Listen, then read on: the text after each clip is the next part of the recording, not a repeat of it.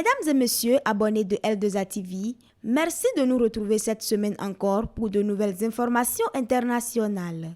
Nous entamons par cette visite du roi Charles III en France.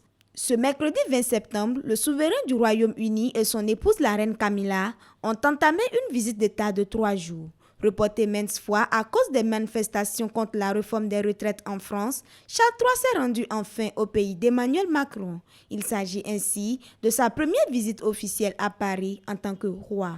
Au Gabon, Noureddine Bongo Valentin, le fils aîné du président Ali Bongo, l'ancien porte-parole de la présidence et 4 autres personnes ont été mises en examen mardi et placées en détention provisoire pour haute trahison et corruption active, a déclaré mercredi le procureur de Libreville André Patrick Ropona à l'AFP.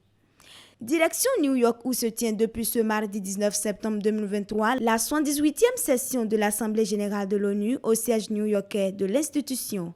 Un rendez-vous pendant lequel les chefs d'État ou leurs représentants vont se succéder à la tribune. Le président du Nigeria, Bola Tinubu, lors de sa prise de parole mardi à cette assemblée, a réclamé une voix et plus de partenariat pour la coopération internationale. Plusieurs chefs d'État africains ont fait entendre leur voix pour obtenir un siège à la table des négociations afin de résoudre les problèmes de l'Afrique.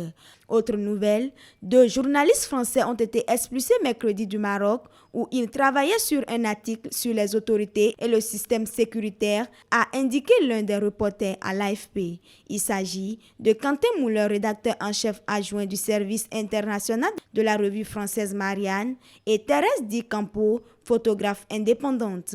Ils ont été interpellés dans la nuit de mardi à mercredi à leur hôtel à Casablanca, sans explication, et ont été amenés par une dizaine d'hommes en civil à l'aéroport de la ville où ils sont restés plusieurs heures dans les locaux de la police judiciaire avant d'être expulsés, a déclaré Quentin Moulin.